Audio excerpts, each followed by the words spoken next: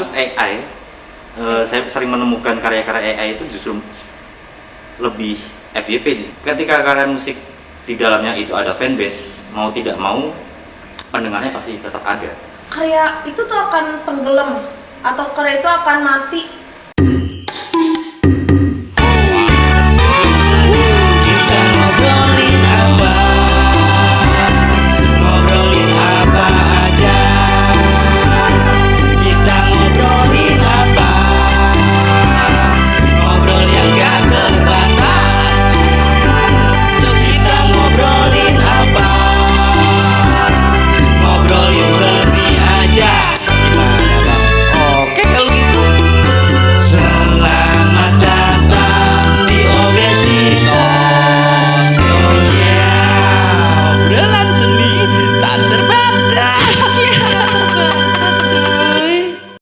Buka aja. Oke, gue yang buka ya. Selamat siang, malam dan pagi. Ya, buat semua penonton yang nonton acara obesitas ini di YouTube-nya Hima Seni. Mungkin buat yang belum tahu kita perkenalan dulu kali ya. Perkenalan dari orangnya dulu Dari kali orangnya Bang. dulu. Dari lu deh, dari lu. Nama gua Opung. Atau nama aslinya dulu biasa dipanggil Jones juga. Jones. Mungkin partner siapa namanya? Gue biasanya panggil Margaret. Cuman kayaknya Margaret kesusahan gak sih Bang? Agak pantas pakai Margaret sumpah. Ya, lu bisa panggil gue Cica. Iya. Kita kenalan Nama dulu. panggilannya apa? Buluk ya kalau nggak salah. Ini kan kita program obesitas nih. Obesitas. Mungkin buat yang belum tahu, selaku yang punya program nih, apa itu obesitas? Obesitas itu obrolan seni tak terbatas. Idi. Namanya. Obrolan seni tak terbatas, kita tuh bakal ngobrolin banyak Bang. Kita obrol-obrol di situ terkait seni itu nggak ada batasnya, nggak ada ujungnya. Pokoknya teman-teman semua gak bakal sia-sia kalau bakal dengerin podcast ini Bang. Obesitas ini. Nonton apa denger nih? Bisa Nonton denger kan kita nggak tahu. Bisa iya. nonton nggak bisa dengar, bisa dengar nggak bisa nonton. Maksud teman-teman ketika lagi di mobil. Oh iya benar. Lagi di mobil kan teman-teman semua. Sepaket. Gak bisa nih. Aduh, gue mau dengerin hal-hal yang kacil, mericil, yang bobo seni gitu kan. Kan nggak bisa.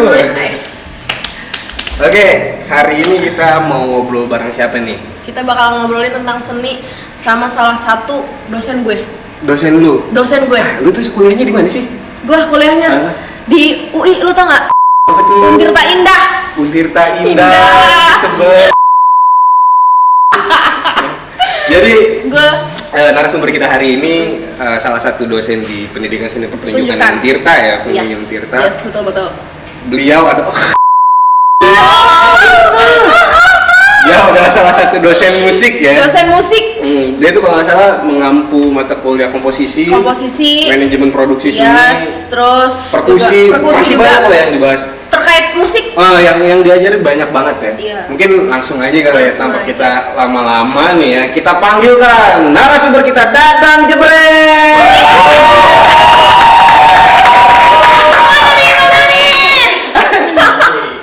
Ini dia nih. Oh ya. Let's. Root boys banget. Ini. Di mana aja? Di mana aja? Hilang ketindihan, Pak.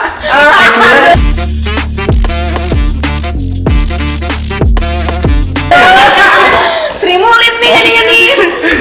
Aduh. Oke. Selamat datang pada. Nih saya manggilnya Pak, Mas, Om. Serah. Cil asik. Mohon izin dulu ya Pak sebelumnya ya Pak. Biar akrab kita panggil Mas Takut Dadang. tiba-tiba nggak lulus aja Bang. Podcast jajannya donat. Disponsori yang bolong-bolong soalnya. Yang mana, Apa nih? Mas? Oke. Kita panggil Mas aja kali ya. Mas boleh Biar Mas. lebih akrab nih ya. Mas. Ngampu mata kuliah apa aja sih Mas di PSK itu? Mata kuliah komposisi musik, Komposisi musik. perkusi, evaluasi pembelajaran, apalagi ya? Piano, vokal, paduan suara, Manajemen produksi itu tadi. manajemen produksi, sama sirkus John. Debus juga debus. Habis ini kita tampilkan juga ya. Mas Dadang Kasih contoh Iya. di sini. Yang naruh bola di sini ngejar-ngejar kan. Kayaknya duduknya di atas aja deh Mas, ini kalangan Mitch. Mana ya? Iya. Oke. Nah, oke. Ini Mas ngundangnya Dadang ini Panggung ini nggak sopan? sopan. sopan aja, Pak. Mas, Nggak ada yang komplain. Hmm. Aman. enjoy aja. Jadi Mas Dadang ini selain sebagai dosen juga beliau ini sebagai aktivis di ruang lingkup musik. Pelaku juga. Penggiat, Pelaku dan kalau nggak salah juga sekaligus drummer juga ya di apa itu bandnya Stanley Adam apa ya?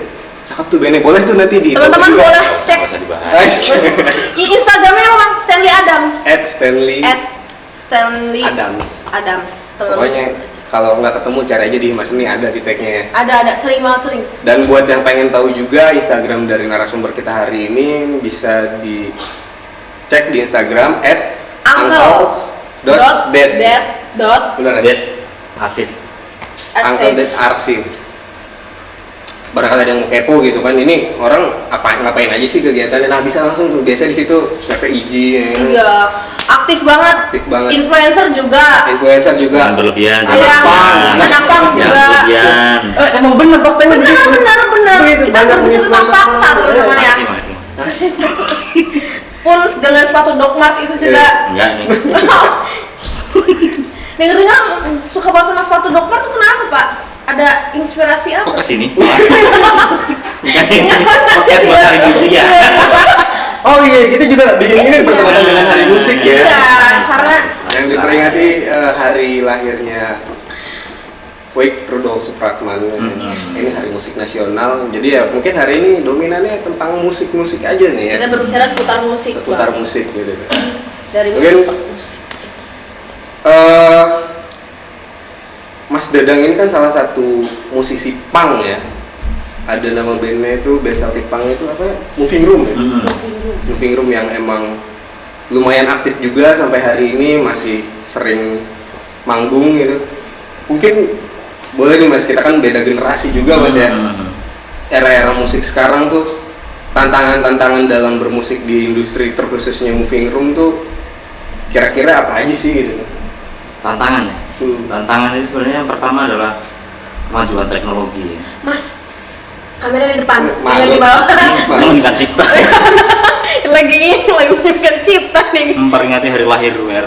Oh bener juga sih. Apa ya? Teknologi ya. Yang pertama tantangan teknologi yang jelas.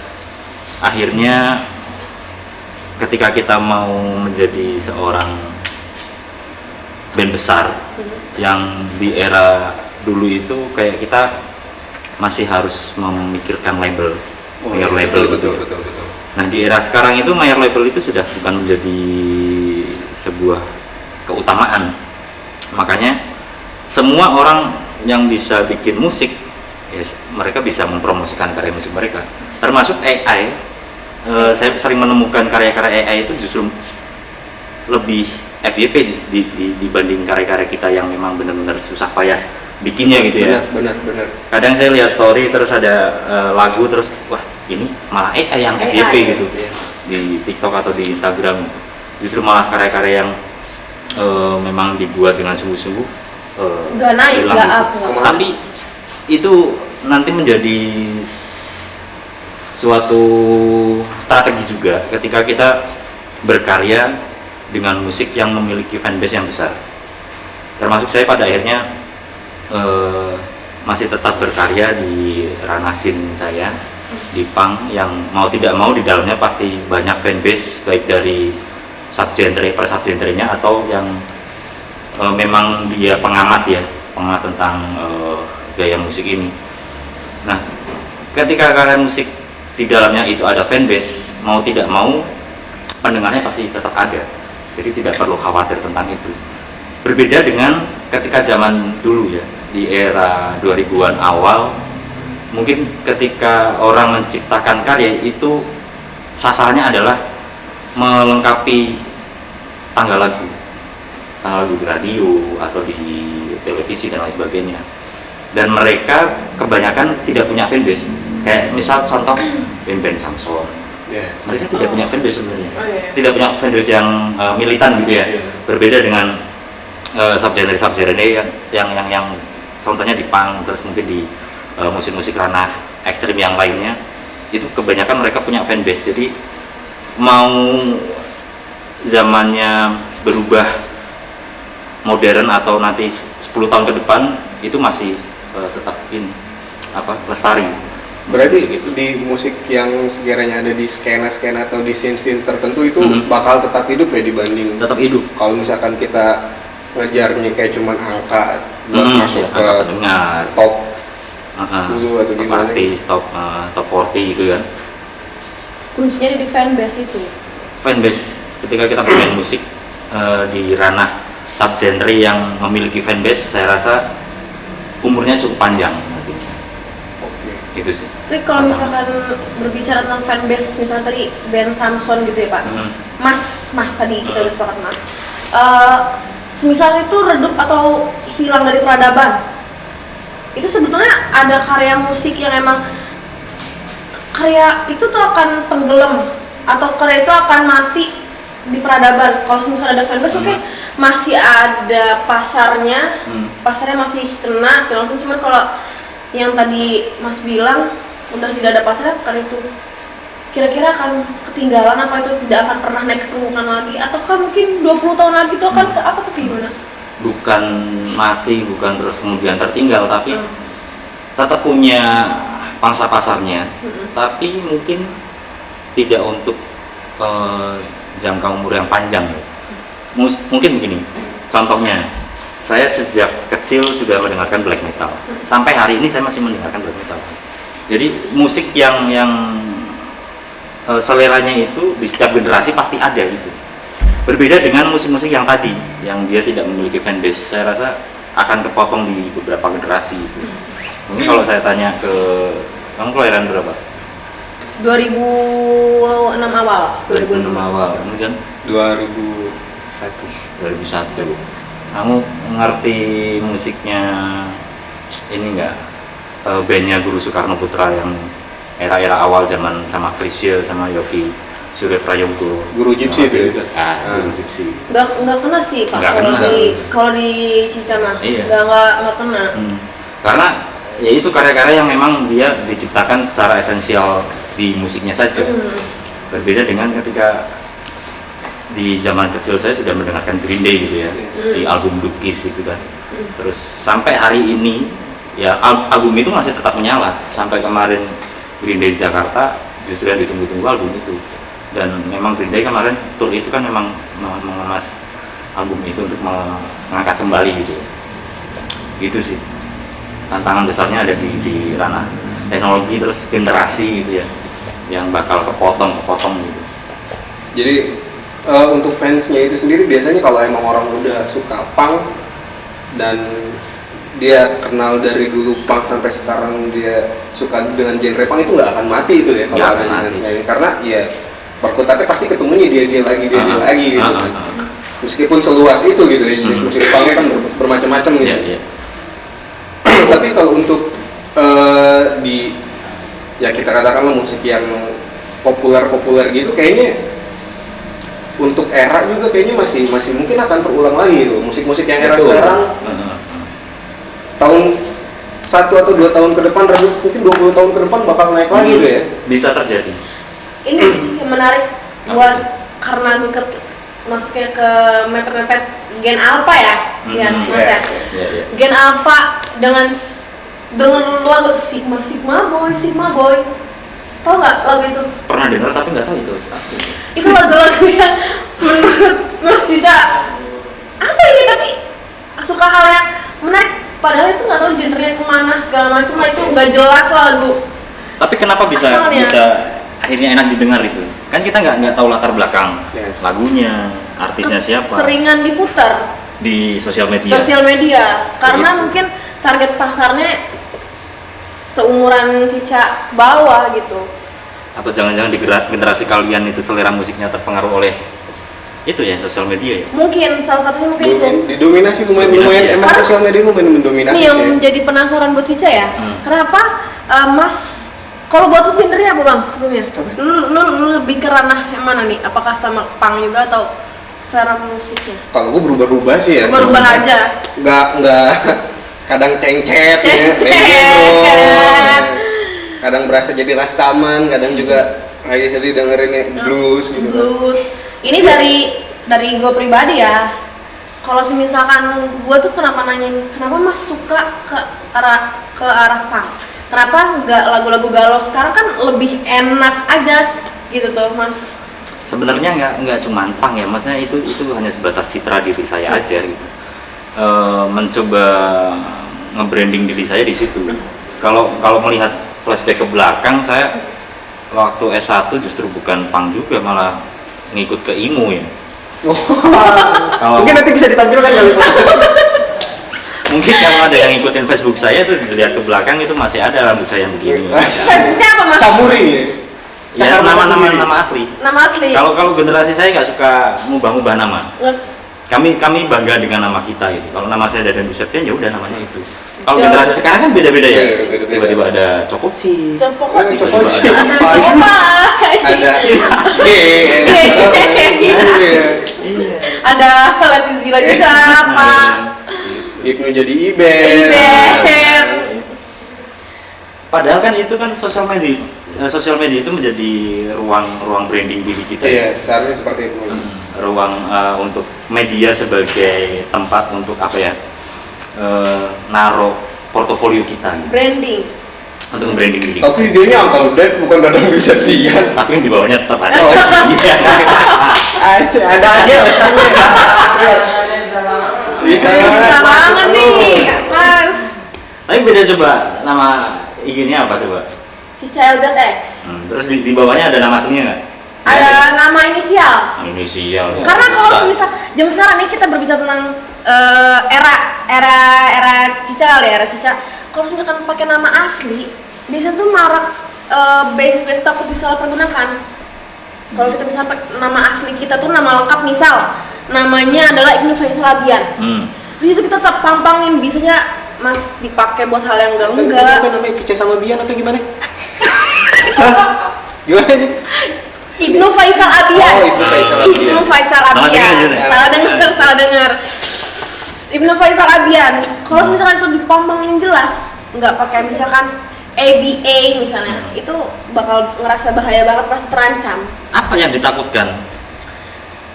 Dengan kita takut disantet kalau tahu nama panjang ya? Iya, salah satunya mungkin itu kali ya. Cuman kalau Terus saya nggak modern pernah sih disantet. Mau. udah punya musuh kali Mas. Kebanyakan Kan, musuh. jadi tuh kalau misalkan nama lengkap tuh dari nama lengkap aja, itu tuh data diri kita bisa kepecah, bisa apa namanya, bisa apa? Ketahuan apa aja, kita tinggal di mana, ini siapa, bapak kita siapa, teman kita siapa, kita kuliah di mana, KTP kita punya tunggakan atau enggak, kita punya cicilan atau enggak. Repot ya. Repot. Timbang nama lu mau. Pakai Repot. ketunggakan segala. Pinjol itu juga tuh. Balik lagi ke tadi tuh, ke apa namanya? Apa? Eksistensi juga tuh. Berbicara eksistensi. Tapi kalau untuk di era sekarang tuh ya, kemarin juga kan memang sosial media itu berpengaruh itu ya, bahkan lagunya Yes. Moving Room tuh dipakai sama buat ngisi feeds IG-nya The Jack Persija ya? Persija official itu juga nggak tahu tuh. Tiba-tiba pakai lagu Moving Room, bahkan Mas Dadang sendiri nggak tahu Nggak gitu. tahu bisa kenapa tuh. Tapi kalau untuk di era sekarang masih mungkin buat teman-teman juga yang mahasiswa yang akan nonton podcast ini gitu ya, yang sekiranya punya karya dan bingung untuk mendistribusikan karyanya karena kadang selalu dibingungkan apa kita harus masuk ke major label ya gitu tuh, biar kita bikin demo nih, kita berkarya bikin demo, oper-oper ke label, ada yang mau ikat langsung rekaman atau rekaman aja dulu terus didistribusikannya tuh secara indie gitu. Menurut Mas Dadang sendiri di era sekarang ya? Menurut saya harus mengikuti strategi kayak zaman dulu juga sih. Kalau zaman dulu kan juga biasa untuk sebelum mendistribusikan ke halayak yang lebih luas, biasanya kita membuat demo dulu. Kayak seakan-akan ya udahlah sejadinya dulu. Terus nanti kita kasih kirim ke label bahwa sampelnya seperti ini karya kita. Ya anggap saja kita punya karya dasar atau draft yang masih belum terlalu bersih banget. Posting dulu aja tuh, submit dulu aja tuh ke apa itu? Publisher ya. Dipublish, terus kemudian kalau memang banyak yang mendengarkan, baru tuh kita mulai proses yang lebih bagus. Yang lebih seriusnya, lebih garap di sana. Itu cara kita sih di moving room itu. Udahlah, yang penting jalan dulu, sejadinya kita publish gitu. Tapi hari ini moving room sendiri udah masuk ke label, Mas? Enggak. Kita hanya minta bantuan sama publisher. Oh, untuk ngamanin si karyanya. Untuk ngamanin karya di ranah digitalnya. Biar enggak tidak kena biar nggak diklaim sama orang lain gitu. Coba kalau kita membuat karya musik terus dipost di YouTube, kemungkinan besar Diklaim. bisa diklaim sama orang lain. Karena nggak ada yang ngejagain, nggak ada Nggak ada yang publisher ngejagain. sendiri ya. Seperlu itu ya berarti publisher tuh dalam Seperlu itu. banyaknya hak cipta juga pun sama halnya. Tapi ngomongin hak cipta itu sebenarnya ada dua ruang ya. Ruang hak cipta yang mengamankan di ranah digital dan hak cipta yang mengamankan di ranah di ranah luarnya ya contoh. Kayak kalau di ranah digital berarti kita harus minta bantuan sama publisher. Terus kemudian kalau yang di luar itu kita bisa minta bantuan sama Haki. Kita daftarkan ke Haki gitu.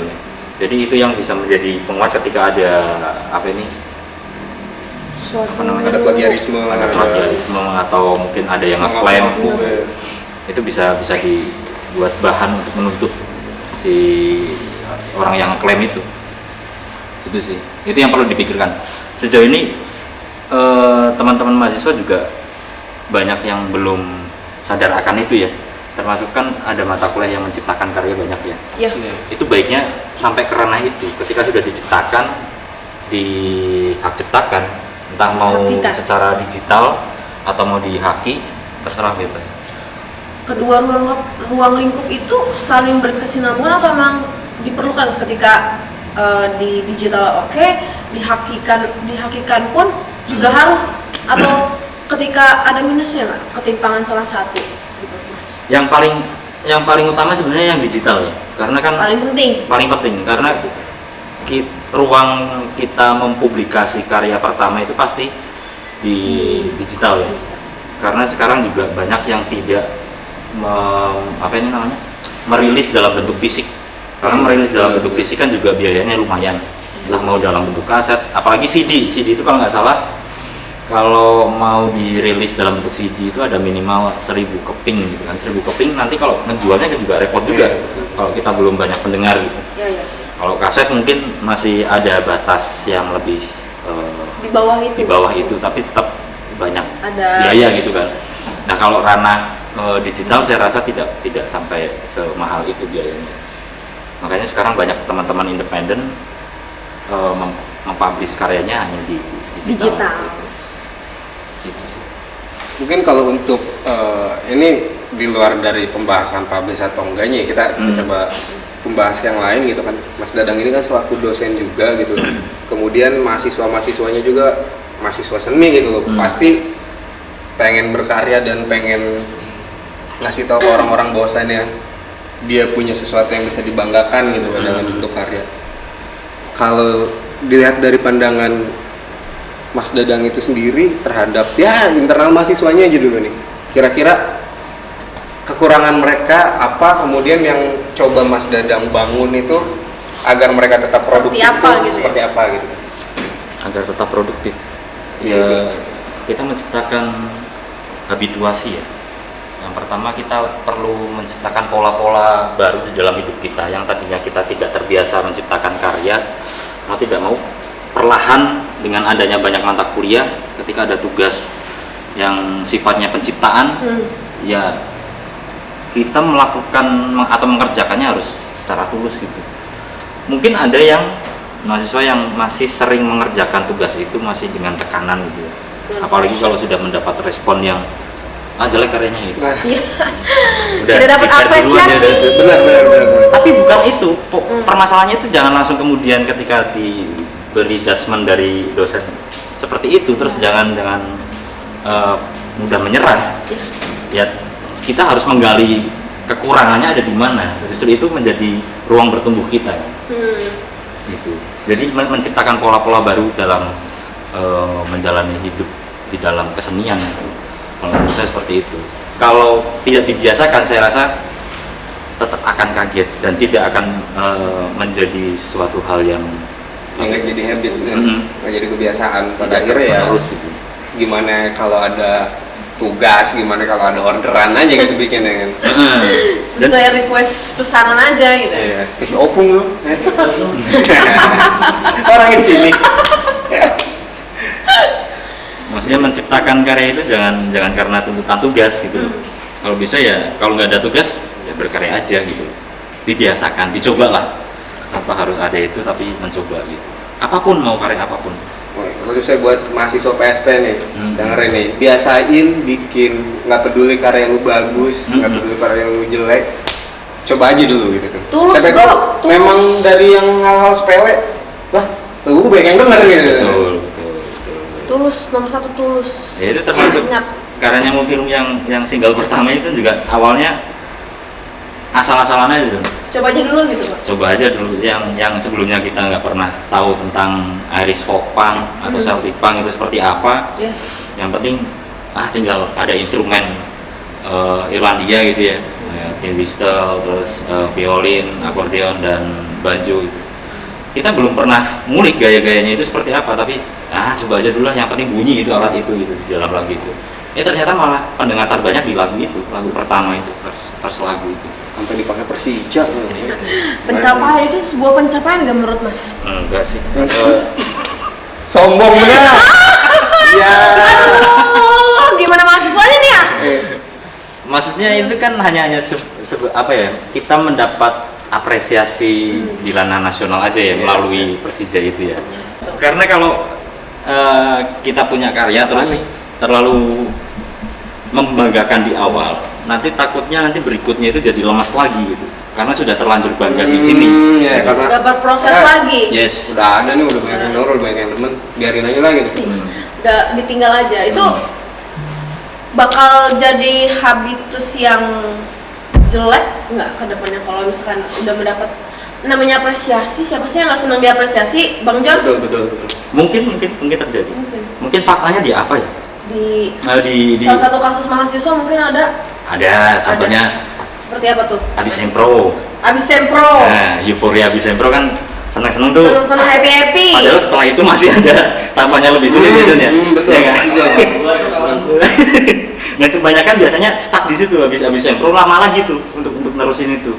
Mungkin ada fase kebanggaan yang berlebihan terus kemudian akhirnya lupa padahal masih ada Masih tugas jalan yang belum yang- selesai, masih panjang gitu. Semua waktu lu kayak gitu bang. Kita ganti pembahasan.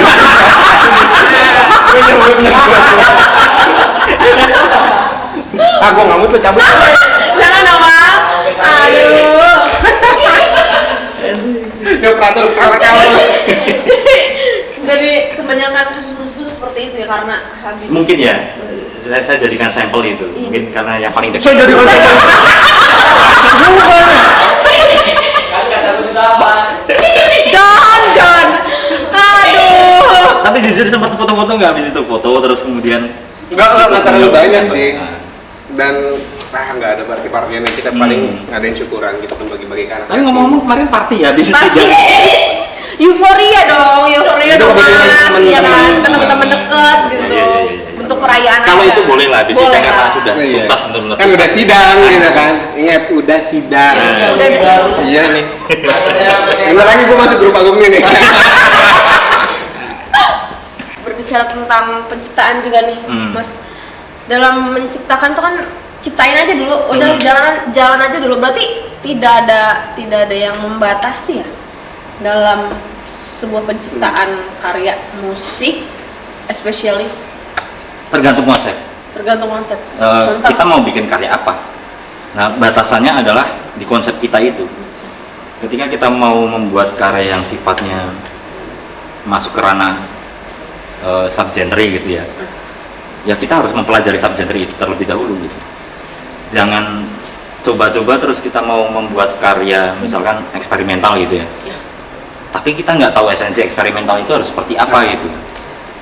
Nah, yang menjadi dasar dan menjadi batasan kan ya pemahaman dan pengetahuan tentang musik eksperimental itu sendiri gitu. Baru kita bisa melakukan sebuah proses kreatif. Tapi kalau kita mau menciptakan karya pengen coba-coba menciptakan karya eksperimental tanpa mengetahui pengetahuan dasarnya, saya rasa bakal kebingungan gitu ketika prosesnya. Soalnya itu yang terjadi, yang pernah saya alami juga ketika awal-awal mencoba masuk ke ranah eksperimental, tapi dasarnya masih sangat kurang gitu ya. Tapi setidaknya saya sudah punya pengalaman mendengar itu, menganalisis dalam konteks mendengar itu. Jadinya tidak terlalu fatal banget lah. Intinya kalau di musik, telinga kita itu menjadi satu alat yang penting. Sama apa ini, daya kritis kita ya. Karena musik itu kan respon pertama kan telinga. Visual itu nomor 2 lah. Sebenarnya ada pertunjukan musik tanpa ada visual juga nggak masalah. Betul. Sebenarnya gitu ya. Kalau memang konteks konteks menikmati musiknya itu bukan dalam konteks pertunjukan, tapi dalam konteks auditif. Kan beberapa pertunjukan ada tuh yang sampai yang terbaru ya. Ada pertunjukan panggung itu malah itu justru panggung yang senyap, penontonnya dengerin pakai earphone. Oh iya benar. Itu mencoba mungkin IO-nya itu pengen punya ini ya, memberikan pengalaman baru ya. Jadi orang nonton pertunjukan musik itu yang diutamakan harus di telinganya gitu. Pendengarnya. Kualitas musiknya itu. Sisanya visual gitu. Pertunjukan panggungnya. Itu juga udah lumayan banyak tuh berseliweran tuh di Instagram dan di Indonesia juga terakhir yang saya tahu ya. Kemarin di Kongsi 8 juga begitu tuh. Gitu ya. Jadi pertunjukan DJ-nya pakai headphone. Yang kedengeran cuma suara kakinya cicit gitu. Berarti ini dalam mencipta juga kita juga tetap harus tahu gitu ya konsepnya seperti apa, bukan berarti tanpa batas itu lu bisa mendobrak semuanya semua gitu. batas gitu. Tapi dilihat dulu konsepnya seperti apa, dasar-dasar dalam ya contohnya eksperimental itu seperti apa. Baru bikin aja dulu gitu ketika kita udah tahu arah-arahnya dasarnya kemana. mungkin ya, dasarnya. Setelah dibikin ya jangan lupa diposting juga gitu kan, karena buat apa juga dibikin. Iya benar. Ditaruh di DAW doang gitu kan. Tapi kadang banyak yang masih kurang pede ya, kebanyakan ya kalau kita lihat Dalam sampelnya penciptaan atau di karyanya. Sampelnya di mahasiswa lagi itu kebanyakan kalau misalnya di mata kuliah saya, ketika mereka sudah menciptakan karya, saya mencoba punya gagasan untuk mempublish karya mereka. Mereka merasa kayak kurang pede gitu loh, kayak tidak bangga, terus kemudian nge-share ulang gitu. Ini kan sudah 2 album kalau nggak salah ya, 2 produk mata kuliah komposisi itu sudah dipublish di Spotify. Oh, Garbita Loka itu ya? Garbita Loka sama yang terakhir angkatannya siapa? Yang Jepangnya. Hah? Yang Jepang itu Iya, angkatan berapa sih itu? 21. 21. Angkatan 20 sama angkatan 21. Cuma setelah dipublish, saya sering cek pendengar viewersnya itu juga nggak banyak. Dan saya lihat di postingan-postingan mereka juga tidak membanggakan karya mereka untuk menggunakan audionya, musiknya itu di dalam postingannya gitu. Kan? Apakah malu itu dengan karyanya? Dicoba aja, masa promo terus kan, ketika ada postingan story atau apa, pakai lagu mereka sendiri gitu. Kebanyakan gitu, atau mungkin ya karena kurang pede ya, atau gimana. Tapi seenggaknya mereka coba untuk mendistribusikan karyanya itu kan. Setidaknya ada satu langkah yang baik lah untuk. Karena kalau diulik dari Mas Dadang itu sendiri, kayaknya nggak cuma dari penciptaan musik gitu, banyak yang bisa kita ulik, termasuk genre-genre yang sering dimainin Mas Dadang itu seperti apa, itu bisa jadi contoh yang akan ditiru mungkin ke depan sama. Iya, semoga. Yang baik-baiknya saja ya. Baik-baiknya aja. Ya. Pasti dong. Kemudian juga Mas Dadang ini salah satu peneliti juga sih. Peneliti seni, skena-skena diteliti juga ya. Bahkan skripsinya aja kemarin itu neliti skena musik hardcore di Semarang Mas ya kalau salah. Kalau itu saya mencoba konsisten dalam ranah penelitian ya.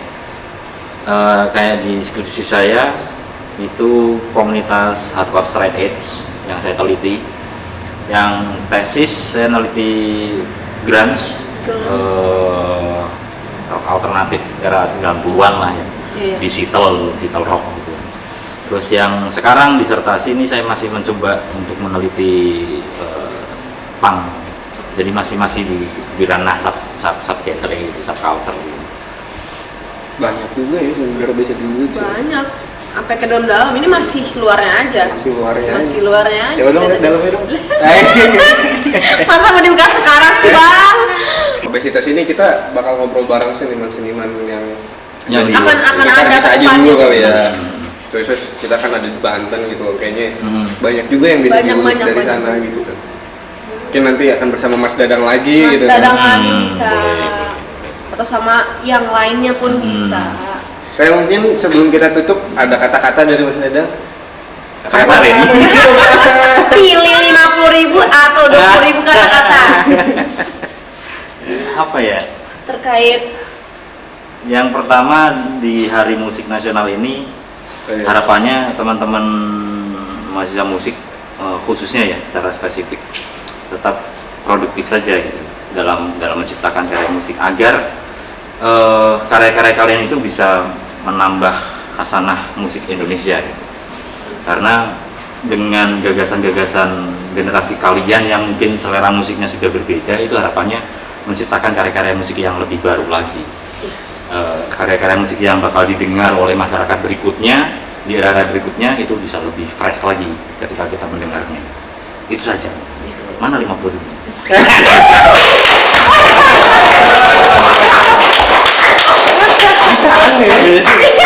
nanti aja yang Keluar ya? Banyak kisahnya. Dia bikin karya baru. Yang manja loh. Bisa lebih menarik gak selain dulu Kayaknya nggak banget gitu pada kayak gini. kapan lagi coy? Kapan lagi ngeliat Mas Dadang gini-gini kan? Di luar dari itu deh. Itu masuk aja ayo. Obesitas! Oh.